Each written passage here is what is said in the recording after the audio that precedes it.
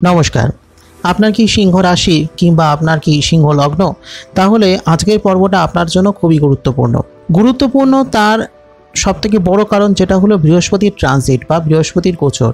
বৃহস্পতি যখন এক রাশি থেকে অন্য রাশিতে গমন করে তখন তার অনেকগুলো ফলাফলের চেঞ্জ হয়, পরিবর্তন হয়। অর্থাৎ এতদিন দেবগুরু বৃহস্পতির যে ফলটা আপনি পাচ্ছিলেন সেখান থেকে একটা ভিন্ন ধরনের ফল আপনি পাবেন।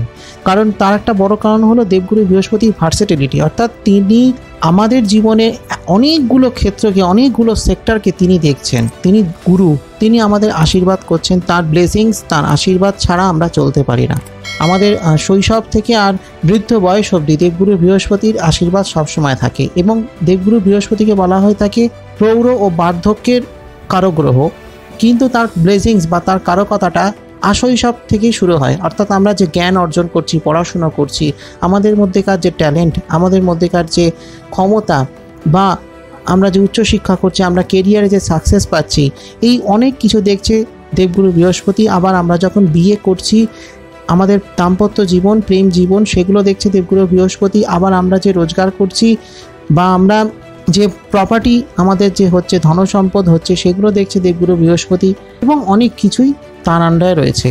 এবং স্পেসিফিক্যালি বা বিশেষ করে আপনার ক্ষেত্রে, অর্থাৎ সিংহ রাশি এবং সিংহ লগ্নের ক্ষেত্রে দেবগুরু বৃহস্পতি হলেন আপনার পঞ্চমপতি এবং অষ্টমপতি।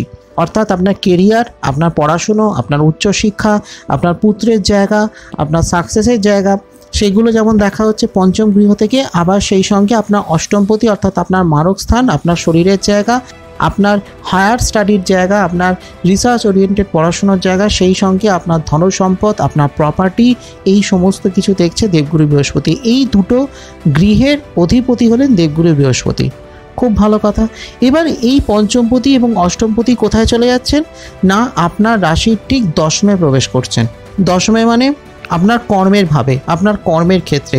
এবং দেবগুরু বৃহস্পতি এতদিন ছিলেন মেষ রাশিতে, অর্থাৎ তার মিত্রগৃহে এবং অগ্নিতত্ত্বের কারক গৃহে। অর্থাৎ দেবগুরু বৃহস্পতি একজন নিজে অগ্নিতত্ত্বের কারক গ্রহ, তিনি ফায়ারি প্ল্যানেট, তিনি অগ্নিতত্ত্বের গৃহে অবস্থান করছিলেন মেষ রাশিতে। এবার সেখান থেকে কোথায় চলে যাচ্ছেন? না, বৃষ রাশিতে। বৃষ রাশি মানে হয়ে গেল সেটা দেবগুরু বৃহস্পতির শত্রু রাশি। কেন শত্রু রাশি? না, কারণ কি, বৃষ রাশির অধিপতি হয়ে গেলেন শুক্রাচার্য, অর্থাৎ আপনার দশমপতি হয়ে গেলেন শুক্র। সেই শুক্রের ঘরে গুরু বৃহস্পতি প্রবেশ। এবার তারা আদর্শগতভাবে শত্রু ঠিকই, কিন্তু তারা দুজনেই হলেন গুরু। এবং সে কারণেই বৃহস্পতির একটি বিশেষ ফল আপনার জীবনে, আপনার কর্মজীবনে এবং যে যে জায়গায় দৃষ্টি দিচ্ছে সেই ক্ষেত্রে একটি বিশেষ ফল প্রদান তিনি করবেন। এবং যে যে ঘরের তিনি অধিপতি, সেই ঘরগুলোকেও তিনি বিশেষভাবে প্রভাবিত করবেন। কারণ কি, তিনি বৃষ রাশিতে প্রবেশ করছেন এবং বৃষ রাশির তত্ত্ব হলো ভূমিতত্ত্ব। এবার অগ্নিতত্ত্বের কারগ্রহ যখন ভূমিতত্ত্বে প্রবেশ করছে, মানে সেক্ষেত্রে অগ্নির যে তেজ সেটা একটা লেভেল অবধি থাকছে, অর্থাৎ হাই লেভেলে চলে যাচ্ছে না। মেষ রাশির মতন কি অত্যন্ত তার তেজময় অত্যন্ত বৃদ্ধি হয়ে যাচ্ছে না, কিন্তু একটা জায়গায় পৌঁছচ্ছে যেখানে আপনার অষ্টমপতি ভূমিতত্ত্বে প্রবেশ করছে। অর্থাৎ সেক্ষেত্রে আপনার অষ্টমের সঙ্গে দশম কানেক্ট হলো এবং দশমের সঙ্গে আপনার পঞ্চমও কানেক্ট হচ্ছে। তো এই যে কানেকশনটা যে তৈরি করছে, তিনটে ক্ষেত্রকে কানেক্ট করছে এবং সেখান থেকে দৃষ্টি দিচ্ছে কোথায়? না, দশম থেকে সপ্তম দৃষ্টি দিচ্ছে আপনার চতুর্থকে, আপনার দ্বিতীয়কে এবং সেই সঙ্গে আপনার ষষ্ঠকে। অর্থাৎ আপনার শত্রু, রোগ, রিপু, জ্বালা, ঋণ, এইগুলোকে দেখছে। সেখানে যখন তার অমৃতময় দৃষ্টি পড়ছে, আপনার ফ্যামিলি লাইফে যখন অমৃতময় তার দৃষ্টি পড়ছে এবং আপনার ধন সম্পদের জায়গায়, আপনার পৈতৃক সূত্রে প্রাপ্ত সম্পত্তির জায়গায়, সেখানে যখন তার দৃষ্টি পড়ছে, মানে সেখানটা ভীষণ রকম ভালো একটা উন্নতি হতে চলেছে। তো সেগুলো কিভাবে হচ্ছে? আপনার পারিবারিক জীবন, প্রেম, দাম্পত্য জীবন, আপনার শিক্ষা, আপনার কেরিয়ার, আপনার ধনসম্পদ, প্রপার্টি কতটা হবে, বা আপনার অর্থনৈতিক ক্ষেত্র। তো এই সমস্তগুলো দিক কেমন চলবে, প্রত্যেকটা ক্ষেত্র নিয়ে একটা বিস্তারিত আলোচনা। এবং গুরু বৃহস্পতি তিনি কখন প্রবেশ করছেন, কখন অস্ত যাচ্ছেন, কবে উদিত হচ্ছেন, কবে বক্রী হচ্ছেন, কবে আবার সেখান থেকে মার্গী হবেন, তার সম্পূর্ণ আলোচনা এবং তার ভিত্তিতে কি ফলাফল, সেগুলোকে নিয়ে বলবো। এবং সেই সঙ্গে কিছু প্রতিকার যেটা আপনার জন্য অত্যন্ত গুরুত্বপূর্ণ, যে প্রতিকারগুলো করলে আপনার সমস্ত সাইডগুলো পজিটিভ হবে এবং এই বৃহস্পতির ট্রানজিটের যে পজিটিভ এফেক্ট সেটাও আপনি পেতে শুরু করবেন। তো সেগুলো কি, সেটা ভালোভাবে জানতে একদম এপিসোডটা শেষ অবধি একবার অনুরোধ করলাম। ভালো লাগলে একটা লাইক করে দেবেন, শেয়ার করে দেবেন সকলকে, আর অবশ্যই কমেন্ট করে জানাবেন আপনার কেমন লাগলো। আর সেই সঙ্গে অ্যাস্ট্রোআইস চ্যানেলে যদি আজ আপনি প্রথম হন তাহলে চ্যানেলটিকে এখনই সাবস্ক্রাইব করে পাশের বেল আইকনটা ক্লিক করে রাখুন, ফলো আর লাইক করে রাখুন অ্যাস্ট্রোআইস ফেসবুক পেজ, যাতে আমি যখনই যে তথ্য দেব, যে ভিডিও দেব, তার প্রত্যেকটি আপডেট আপনার কাছে সবার আগে পৌঁছয়। তাহলে কি দাঁড়াচ্ছে না, দেবগুরু বৃহস্পতি 1 মে 2024 দুপুর 2:29 তার মিত্র রাশি থেকে বেরিয়ে তার শত্রু রাশি বৃষ রাশিতে প্রবেশ করছেন এবং তার ঠিক দুদিন পর অর্থাৎ 23 মে রাত 10:08 তিনি অস্ত হয়ে যাচ্ছেন। অর্থাৎ আপনার অষ্টমপতি এবং আপনার পঞ্চমপতি তিনি অস্ত হয়ে যাচ্ছেন এবং ঠিক তার 1 মাস পর তিনি উদিত হবেন। অর্থাৎ 23 জুন মধ্যরাত 3:21 তিনি উদয় হবেন এবং এই যে উদয় হলেন 23 জুনে গিয়ে, সেখান থেকেই হলো ওনার কারকতা, ওনার অ্যাক্টিভিটি স্টার্ট হবে। অর্থাৎ যতক্ষণ তিনি অস্ত রয়েছেন ততক্ষণ তার কারকতা সেইভাবে আপনি পাবেন না। পেতে শুরু করবেন কখন না 23 জুন থেকে। এবার 23 জুন থেকে তিনি উদিত হলেন, সেখান থেকে মোটামুটি 1 বছর উনি বৃষ রাশিতে থাকবেন। এবার এই বৃষ রাশিতে থাকাকালীন তিনি 9 অক্টোবর সকাল 10:01 তিনি রেট্রোগ্রেড হচ্ছেন, অর্থাৎ তিনি বক্রী হয়ে যাচ্ছেন। আবার 4 ফেব্রুয়ারি 2025 দুপুর 1:46 তিনি আবার মার্গী হয়ে যাচ্ছেন। এবং এই যে তিনি বক্রী হচ্ছেন, আবার তিনি মার্গী হচ্ছেন, বা বক্রী হওয়ার আগে তিনি যে মার্গী হয়ে আছেন তার কি প্রভাব, সেগুলোকে নিয়ে একটা বিস্তারিত আলোচনা করা যাক। তবে একটা জিনিস বলে রাখি এ প্রসঙ্গে, যে যতক্ষণ তিনি অস্ত থাকছেন ততক্ষণ সেই সময়ের মধ্যে অর্থাৎ 23 মে থেকে 23 জুন এই সময়ের মধ্যে বিয়ে করতে বারণ করা হয়ে থাকে। এই সময়ের মধ্যে পারলে বিয়ে করবেন না, বা উপনয়ন বা পৈতে এটাও করতে নেই, বিশেষ করে বিয়ে করতে বারণ করা হয়। এবার হলো আপনার শরীর স্বাস্থ্য। শরীর স্বাস্থ্য ক্ষেত্রে কিন্তু আপনার মোটামুটি ভালো থাকবে, কারণ কি দেবগুরু বৃহস্পতি তিনি আপনার অষ্টমপতি, তিনি এবার চলে যাচ্ছেন কোথায়, দশম গৃহে। এবার কি হচ্ছে না, আপনার শরীর স্বাস্থ্য সংক্রান্ত যদি কোনো প্রবলেম থেকে থাকে, যদি কোনো সমস্যা হয়, যদি অ্যাসিডিটি প্রবলেম হয়, বা অনেক রকম সমস্যা মানুষের জীবনে থাকে, বা ধরুন দীর্ঘস্থায়ী কোনো সমস্যা যেটা হয়তো অনেক দিন ধরে চলছে, সারছে না, তো সেই সমস্যাগুলো কিন্তু আস্তে আস্তে কমতে থাকবে এবং আপনার হেলথ রিলেটেড যে কোনো রকম বড় সমস্যাও কমবে, কন্ট্রোলে আসবে, সেরে যাবেন, সুস্থ হয়ে যাবেন, একদম নির্মূল হয়ে যাবে রোগ। সেটা আমি বলতে পারছি না, কারণ কি সেক্ষেত্রে আপনার ব্যক্তিগত ছক কী বলছে সেটা অনেক কিছু ডিপেন্ড করে, কিন্তু সাধারণ বিচার অনুযায়ী আপনার শরীর স্বাস্থ্যের জায়গাটা কিন্তু ভালো। এবং এই সময়টায় যদি আপনি যোগ ব্যায়াম বা মেডিটেশন বা ধ্যান এটা যদি করেন, এবং সেই সঙ্গে যদি আপনি প্রচুর পরিমাণ যদি জল পান করেন বা তরল জাতীয় খাদ্য যদি গ্রহণ করতে থাকেন, তাহলে কিন্তু সেটা আপনার শরীরের জন্য ভালো এবং অনেক রকম সমস্যায় কিন্তু এক্ষেত্রে কমে যেতে পারে। এবং দেবগুরু বৃহস্পতি যেহেতু নিজে ফায়ারি প্ল্যানেট, অগ্নিতত্ত্বের কারক গ্রহ, তো সেহেতু আপনার শরীরের জলটাকে সবসময় ব্যালেন্স রাখতে হবে, কারণ কি তিনি যেহেতু অষ্টমপতি, তাই বডি যাতে ডিহাইড্রেট না হয়ে যায়, শরীরে যাতে জলের অভাব না ঘটে, সে কারণেই আপনাকে তরল জাতীয় খাদ্য বিশেষভাবে গ্রহণ করতে হবে। এবং চুলের কিছু প্রবলেম হতে পারে, স্কিনের কিছু প্রবলেম হতে পারে, এই দিকটা একটু খেয়াল রাখবেন। আপনার হেলথের দিক থেকে বলতে গেলে চুলের আর স্কিনের কিছু প্রবলেম আপনার হওয়ার সম্ভাবনা আছে। যদি আপনার প্রেম বা দাম্পত্য জীবন নিয়ে যদি বলি, তাহলে বলবো যে মোটামুটি চলবে, খুব যে বিশাল ভালো চলবে সেটা বলছি না, তবে মোটের ওপর ঠিকঠাকই চলবে। কিছু সমস্যা, আপনি যদি পুরুষ হন তাহলে আপনার স্ত্রীর সঙ্গে, বা যদি আপনি মহিলা হন তাহলে আপনার স্বামীর সঙ্গে কিছু সমস্যা হতে পারে, কিছু ভুল বোঝাবুঝি কিন্তু হতে পারে। তাই সেক্ষেত্রে আপনাকে অনেক বেশি শান্ত থাকতে হবে এবং যদি কোনো রকম কোনো সমস্যা হয় তাহলে সেটাকে আলোচনার মাধ্যমে মিটিয়ে ফেলবার চেষ্টা করবেন। কারণ কি দেবগুরু বৃহস্পতির দৃষ্টি হলো অমৃতময় দৃষ্টি। এবার তিনি যেখানেই থাকুন না কেন তিনি সবসময় আপনাকে ব্লেসিংস দেবেন, তিনি আপনাকে আশীর্বাদ করবেন। অর্থাৎ এই গ্রহের এই গোচরের ফলে যেমন অনেক দিক থেকে পজিটিভ এফেক্ট আপনার জীবনে আসবে, তেমন কিছু কিছু ক্ষেত্রে একটু নেগেটিভ এফেক্ট আসতে পারে। কিন্তু যেটা হচ্ছে কি না, যেহেতু ওনার সপ্তম দৃষ্টি আপনার চতুর্থে পড়ছে, ফলে ওনার দশমে থাকবার জন্য যে নেগেটিভিটি আপনার পার্টনারের জায়গায় বা আপনার বিবাহিত জীবনে যদি কিছু সমস্যা পড়েও সেখানটাকে কিছুটা রিকভার করে দেবে তার সপ্তম দৃষ্টির জন্য। তো সেই কারণেই বলবো যে আপনার কিছু ভুল বোঝাবুঝি বা কোনো প্রবলেম আপনার লাইফে হতেই পারে, আপনার স্ত্রীর সঙ্গে বা আপনার স্বামীর সঙ্গে বা আপনার প্রেমিক বা প্রেমিকার সঙ্গে কিছু সমস্যা হতেই পারে, কিন্তু সেই সমস্যাগুলো অনেকটাই কন্ট্রোল করতে পারবেন আপনি আপনার নিজের কাজের দ্বারাই। অর্থাৎ যদি আপনি একটু শান্ত থাকেন এবং সমস্যাগুলোকে আলোচনার মাধ্যমে মিটিয়ে ফেলার চেষ্টা করেন। যদি পারিবারিক জীবন নিয়ে বলি তাহলে বলবো পারিবারিক জীবনটা কিন্তু ভালো চলবে। কারণ কি, তার সপ্তম দৃষ্টি আপনার চতুর্থ ঘরে পড়ছে, আপনার 4th হাউসে পড়ছে, এবং 4th হাউস থেকে যেমন ব্যক্তির পারিবারিক জীবন দেখা হয়, তেমন সেই সঙ্গে তার যে ডিজায়ার, ছোট ছোট চাহিদা থাকে, স্বপ্ন থাকে, সেগুলো অনেক কিছুই দেখা হয় চতুর্থ ঘর থেকে। তো সেক্ষেত্রে কি হচ্ছে না, আপনার বৃহস্পতির এই যে দৃষ্টি, এটা কিন্তু অত্যন্ত শুভ, এবং সে কারণেই মায়ের জায়গাটা ভালো হবে। আপনার মা যদি থাকেন তাহলে তার আশীর্বাদ আপনি পাবেন, এবং মা যদি অসুস্থ থাকেন, তার যদি কোনো সমস্যা থাকে, সেগুলো কেটে যেতে পারে, আপনার মা ভালো থাকবেন। এবং সেই সঙ্গে বলবো যে সম্পত্তি প্রাপ্তির যোগ আছে, পারিবারিক সূত্রে কোনো সম্পত্তি প্রাপ্তি হতে পারে, এবং বেশ ভালো একটা টাইম কিন্তু আপনার পারিবারিক জীবনে চলবে।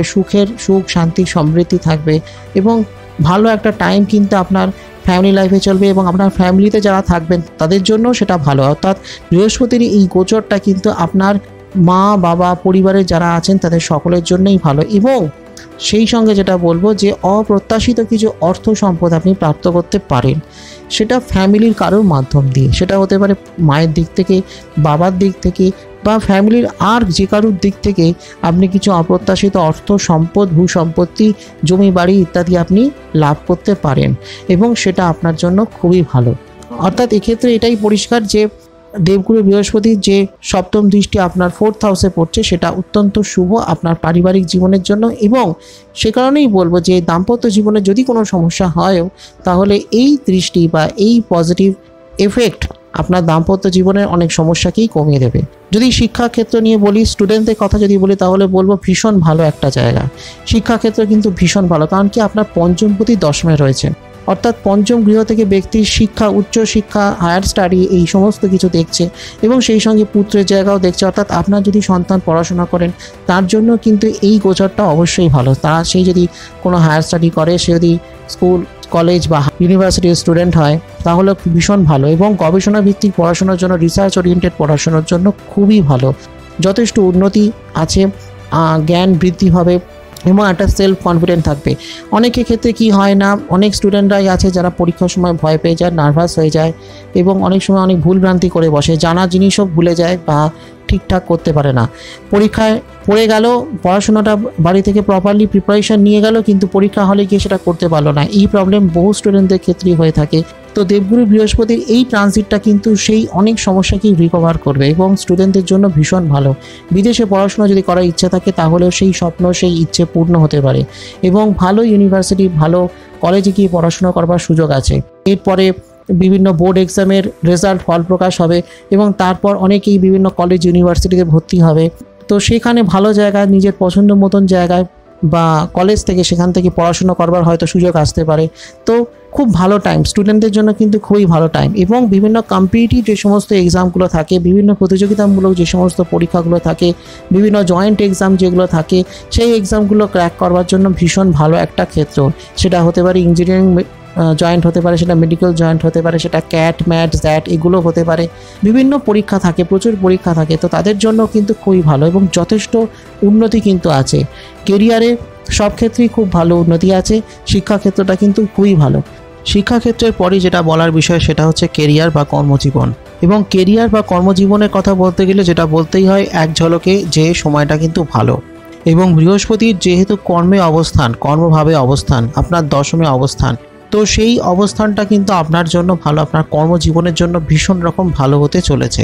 এবং কি হচ্ছে না, আপনার অষ্টমপতি এবং আপনার পঞ্চমপতি, এবার তিনি যেহেতু দশমে অবস্থান করছেন, ফলে কি হচ্ছে না, যারা ফ্রেশার, যারা পড়াশোনা করছে, আগামী দিনে চাকরি করতে চলেছে, বা আপনি ধরুন কোনো পড়াশোনা কমপ্লিট করে চাকরিতে জয়েন করতে চাইছেন, ইন্টারভিউ দিচ্ছেন, বা ধরুন আপনি কোনো গভর্নমেন্ট জবের পরীক্ষা দিচ্ছেন, বিভিন্ন সেন্ট্রাল গভর্নমেন্ট হোক বা স্টেট গভর্নমেন্ট হোক, বিভিন্ন গভর্নমেন্ট জবের পরীক্ষা দিচ্ছেন, তো কি হচ্ছে না, সেক্ষেত্রে তখন কিন্তু আপনি খুব ভালো রেজাল্ট করতে পারবেন। অর্থাৎ সেই কম্পিটিটিভ এক্সামগুলোয় আপনি ভালো র্যাঙ্ক করতে পারবেন, সেই সমস্ত পরীক্ষাগুলো ক্র্যাক করে আপনি ভালো চাকরি আপনি পেতে পারেন। এছাড়াও বিভিন্ন মাল্টিন্যাশনাল কোম্পানি থাকে, যারা বিভিন্ন রিক্রুটমেন্ট টেস্টের মাধ্যমে এমপ্লয়ি রিক্রুট করে থাকে। তো সেই সব ক্ষেত্রেও বলবো, আপনি যদি প্রিপারেশান নেন প্রপারলি, কারণ কি যেহেতু আপনার পঞ্চমপতি দশমে অবস্থান করছে, ফলে আপনার কর্মজীবনটা কিন্তু খুব ভালো। এবং আপনার যে কোনো রকম প্রিপারেশান যদি আপনি নেন, পরীক্ষার জন্য, চাকরির পরীক্ষার জন্য, তাহলে কিন্তু আপনি খুব ভালো ফল লাভ করতে পারবেন। হ্যাঁ, আপনাকে একটু পরিশ্রম করতে হবে, একটু লেবার দিতে হবে, এবং আপনি যদি আপনার পরিশ্রম সঠিকভাবে, সঠিক পথে এবং সঠিক উপায় করেন, তাহলে কিন্তু আপনি অবশ্যই সাকসেস পাবেন। দুর্দান্ত একটা উন্নতি কিন্তু রয়েছে এবং খুব ভালো একটা ফল আপনার জীবনে পেতে পারেন। আপনি ধরুন চাকরি করছেন, সেখান থেকে হয়তো আরও বেটার কোনো কোম্পানিতে জব অপরচুনিটি পেতে পারেন, আপনার স্যালারি বাড়তে পারে, আপনার পদোন্নতি হতে পারে। যে কোম্পানিতে রয়েছেন সেই কোম্পানিতে আপনার হয়তো পদোন্নতি হলো, বা হয়তো একটা কোম্পানি থেকে চাকরি পরিবর্তন করে অন্য কোম্পানিতেও আপনার চাকরি জয়েন করতে আপনি পারেন, তো সেটাও হতে পারে। চাকরি পরিবর্তনের একটা সম্ভাবনা রয়েছে, বা ধরুন আপনি যে জায়গাটায় চাকরি করছেন সেখান থেকে দূরে কোথাও আপনার চাকরি হতে পারে, ট্রান্সফার আপনার হতে পারে, এবং সেই ট্রান্সফার যদি হয় সেটা কিন্তু আপনার কর্মজীবনে সাকসেস হওয়ার জন্য দারুণ এবং খুব ভালো সময়। আপনার কর্মজীবনটা কিন্তু দারুণ, সিংহ রাশির জন্য দারুণ একটা টাইম, দারুণ একটা সময়, কর্মজীবনের জন্য বিশেষ করে খুবই ভালো একটা জায়গা। এবং আপনি যদি রিয়েল এস্টেট কোনো বিজনেস করেন তাহলে কিন্তু খুব ভালো, বা জমি বাড়ি সংক্রান্ত যদি যে কোনো প্রকার ব্যবসা বাণিজ্য যদি করেন, বা আপনি যদি কোনো আর্কিটেকচার হন, সিভিল ইঞ্জিনিয়ার হন, তাহলে কিন্তু দারুণ সময়। আপনি ভালো কাজ পেতে পারেন, ভালো চাকরি পেতে পারেন, বা ধরুন আপনার কোনো নিজস্ব বিজনেস আছে, ভালো ব্যবসা আছে, সেটা আরও ভালো করতে পারবেন। কারণ কি, যেহেতু জুপিটার অর্থাৎ বৃহস্পতি বসছে কোথায় না বৃষ রাশিতে গিয়ে। এবার বৃষ রাশির তত্ত্ব হলো কি, ভূমিতত্ত্ব। এবার ভূমিতত্ত্বে গিয়ে যখন দেবগুরু বৃহস্পতি অবস্থান করছেন, মানে সেখানে ভূ রিলেটেড জিনিসপত্রের ওপর, অর্থাৎ স্থাবর অস্থাবর সম্পত্তি, পৃথিবীর সঙ্গে সম্পর্কিত যা কিছু, সেখানে তিনি পজিটিভ এফেক্ট দেবেন। তো সেই কারণেই বলবো যে আপনার কিন্তু দারুণ উন্নতি, এবং আপনার যদি কোনো বিজনেস থাকে, ব্যবসা থাকে, এছাড়া অন্যান্য যে কোনো পথেই হোক না কেন, সেই ব্যবসাতেও কিন্তু আপনার ভালো উন্নতি আছে, ভালো সাকসেস আপনি পেতে পারেন আপনার কেরিয়ারে। আপনার ব্যবসা হোক, চাকরি হোক, আপনি সেলফ এমপ্লয়েড হতে পারেন, আপনি একজন ফ্রিল্যান্সার হতে পারেন, ভালো উন্নতি কিন্তু আছে। কারণ কি, আপনার বৃহস্পতির ক্ষেত্রে কিন্তু রাহু অবস্থান করছে, এবং রাহুর এই অবস্থানটা কিন্তু আপনার জন্য অনেক দিক থেকে পজিটিভ। কারণ কি, আপনার অষ্টমপতি দশমকে কানেক্ট করছে বৃষ রাশিতে বসে, আর সেই অষ্টম গৃহে অবস্থান করছে রাহু। ফলে আপনার অগ্রগতি কিন্তু দারুণভাবে হতে পারে। হ্যাঁ, প্রপারলি করবেন। আবার আপনার সামনে অনেক কিছু নেগেটিভ অপরচুনিটিও আসতে পারে, মানে এমন কোনো সুযোগ এলো যেটা হয়তো চটজলদি কিছু পেয়ে যেতে আপনি পারেন, কিন্তু তার ফল কিন্তু খুব খারাপ হতে পারে। অর্থাৎ আপনি কোনোভাবেই কোনো ইললিগাল বা কোনো অন্যায় বা অসৎ পথে কাজের কোনো চেষ্টা করবেন না। আপনার সামনে তেমন কিছু সুযোগ কিন্তু বেশ কিছু আসতে পারে। সেই সঙ্গে বলবো, যদি বিজনেস থাকে আপনার, তাহলে কিন্তু খুবই ভালো। বা ধরুন আপনি চাকরি করছেন, ভাবছেন কোনো বিজনেস করবেন, তাহলেও কিন্তু দারুণ একটা ভালো পজিশন আছে। কারণ কি, আপনার সপ্তমপতি এখন সপ্তমে মার্গী, অর্থাৎ শনি হলেন আপনার সপ্তম গৃহের কারক গ্রহ, এবং অন্যদিকে ষষ্ঠপতিও। এবার ষষ্ঠপতি ও সপ্তমপতি তিনি আপনার সপ্তমে গিয়ে অবস্থান করছেন এবং মার্গী হয়ে অবস্থান করছেন, উচ্চস্থ হয়ে আছেন। তো সেটা খুবই ভালো একটা ক্ষেত্র, ভালো একটা জায়গা, এবং আপনি যত সময় এগোবে ততই ভালো ফল আপনি পাবেন। তাই ব্যবসার জন্য, ব্যবসায়ীদের জন্য কিন্তু একটা ভালো। এবং সেই সঙ্গে কি হচ্ছে, আপনার ষষ্ঠ গৃহেই কিন্তু দেবগুরু বৃহস্পতি একটি দৃষ্টি থাকছে, অর্থাৎ ষষ্ঠপতি সপ্তমে গিয়ে মার্গী আবার সেই ষষ্ঠ গৃহে দেবগুরু বৃহস্পতির যেহেতু একটি দৃষ্টি পড়ছে, ফলে সেক্ষেত্রে যে কোনো কম্পিটিটিভ পরীক্ষায়, যে কোনো প্রতিযোগিতায় সাকসেস পাওয়ার জন্য একটা দারুণ যোগ। যদি আপনার ক্ষেত্রে যদি শনিদেবের জায়গা ভালো থাকে, তাহলে কিন্তু নিঃসন্দেহে বলা যেতে পারে আপনি কিন্তু যে কোনো প্রতিযোগিতায়, যে কোনো প্রতিদ্বন্দ্বিতায় আপনি সাকসেস হতে পারবেন। এবং লাইফের বিভিন্ন ক্ষেত্রেই কিন্তু প্রতিদ্বন্দ্বিতা এসেই থাকে। সেটা কর্মজীবনে হতে পারে, সেটা শিক্ষা জীবনে হতে পারে, বা সেটা মানুষের ব্যক্তিগত জীবনেও এসে থাকতে পারে। তো সব ক্ষেত্রেই বলবো, শত্রুর সঙ্গে লড়াই করে আপনি কিন্তু জয়লাভ করতে পারবেন। যদি ফাইন্যান্স বা অর্থনৈতিক ক্ষেত্র নিয়ে বলি, তাহলে বলবো যে দুর্দান্ত উন্নতি আপনার অর্থনৈতিক ক্ষেত্রেও থাকছে। তবে এক্ষেত্রে একটা কথা বলতে হয় যে দেবগুরু বৃহস্পতি তিনি যেহেতু 1 মে আপনার রাশির দশমে প্রবেশ করছেন ঠিকই, কিন্তু তারপর 23 মে থেকে 23 জুন তিনি যেহেতু অস্ত থাকছেন, ফলে সেক্ষেত্রে আপনার ফাইন্যান্স রিলেটেড কিছু প্রবলেম সেক্ষেত্রে হতে পারে, এবং কিছু ব্যয় বৃদ্ধি হওয়ার কিন্তু সম্ভাবনা আছে। তাই সেক্ষেত্রে বলবো যে আপনাকে একটু সতর্ক থাকতে হবে। কিন্তু এরপর থেকে কিন্তু সময়টা ভালো হবে, অর্থাৎ জুন মাসের পর থেকে দারুণ সময় হবে। এবং সময় ভালো হওয়ার একটা বড় কারণ হলো দ্বিতীয় ওনার দৃষ্টি, আপনার রাশির ঠিক দ্বিতীয় ওনার দৃষ্টি পড়ছে, অর্থাৎ দ্বিতীয় ঘর হয়ে গেল ব্যক্তির বাকস্থান, অর্থাৎ কথার জায়গা, ব্যক্তির কমিউনিকেশন, সেই সঙ্গে ব্যক্তির পৈতৃক সূত্রে প্রাপ্ত সম্পত্তি আবার সেই সঙ্গে আপনি যে আয় করছেন, উপার্জন করছেন, সেটা কতটা সেভিং হবে, সেই সেভিংসের জায়গাটাকে দেখছে সেকেন্ড হাউস। এবার কি হচ্ছে না, সেকেন্ড হাউসে কেতু অবস্থান করছে। এবার সেকেন্ড হাউসে কেতু থাকার জন্য কি হচ্ছিল না, আপনার হয়তো কোথাও একটু ব্যয় বৃদ্ধি হচ্ছিল, আপনি যেটা রোজগার করছিলেন সেটা হয়তো বেরিয়ে যাচ্ছিল, আপনি কিছুতেই সেভিংস আপনি করতে পারছিলেন না। এই একটা প্রবলেম হওয়ার সম্ভাবনা তৈরি করে। বিশেষ করে যদি আপনার ষষ্ঠপতি যদি ভালো জায়গায় থাকে, ষষ্ঠপতি যদি স্ট্রং থাকে, তাহলে এই সেভিংসের ব্যাপারটা অনেকটা কভার আপ করা যায়। কিন্তু যদি ষষ্ঠপতি যদি উইক থাকে, ষষ্ঠ ভাবপতি যদি সঠিক জায়গায় না থাকে, সঠিক বলবত্তায় না থাকে, তাহলে কিন্তু সেক্ষেত্রে সেভিংসটা দেখা হবে আপনার এই দ্বিতীয় ঘর থেকেই। এবার দ্বিতীয় ঘরে কেতু অবস্থান করছে। কেতু হলো অন্ধকার প্ল্যানেট। কেতুর তো মাথা নেই, শুধুমাত্র ধরটা আছে, দেহটা আছে। এবার কেতু কিছু দেখতে পাচ্ছে না, কেতু যেখানটা বসে আছে সেই জায়গাটা অনুযায়ী সেই ফলটা দিচ্ছে। এবার আপনার দেখতে হয় দ্বিতীয় পতি অর্থাৎ বুধের অবস্থান যখন ভালো হবে তখন আপনার সেভিংস থাকবে। কিন্তু যদি আপনার ক্ষেত্রে অর্থাৎ আপনার ব্যক্তিগত হরস্কোপে বুধের জায়গা ভালো থাকে, তাহলে কেতু আপনাকে ভালো রেজাল্ট দেবে। কিন্তু যদি আপাত দৃষ্টিতে দেখতে হয়, তাহলে কি দেখা যাচ্ছে না, কেতু কোথাও গিয়ে একটু নেগেটিভ রেজাল্ট দিচ্ছে, কারণ কি সে দ্বিতীয়ভাবে বসে আছে। এবার সেখানে কি পড়ছে, সেখানে দেবগুরু বৃহস্পতির একটি দৃষ্টি পড়ছে। এবার কি হচ্ছে না, দেবগুরু বৃহস্পতির দৃষ্টি পড়ছে মানে সেটা একটা ধরে নিতে পারেন আলো, অর্থাৎ আলোটা যখন কেতু দেখতে পাচ্ছে মানে তখন কেতুও তখন সেই আলোর রেখা ধরে চলতে শুরু করবে। অর্থাৎ দেবগুরু বৃহস্পতির তার যে দৃষ্টি সেটা ধরে নেওয়া যেতে পারে একটা আলোর রেখা বা একটা আলোর সূত্র, যে সূত্র বা যে আলোর পথটা ধরে কেতু এগোতে শুরু করবে। অর্থাৎ তার জীবনের যে অন্ধকারটা, সেই অন্ধকারটা তখন কেটে যাচ্ছে। ফলে এই কেতু আপনার কিন্তু দারুণভাবে শুভ ফল দিতে থাকবে এবং আপনার সেকেন্ড হাউস রিলেটেড যা কিছু, সেই সমস্ত কিছু ক্ষেত্রেই কেতু কিন্তু ভালো ফল দেবে। কারণ কি, সেখানে দেবগুরু বৃহস্পতির দৃষ্টি পড়ছে।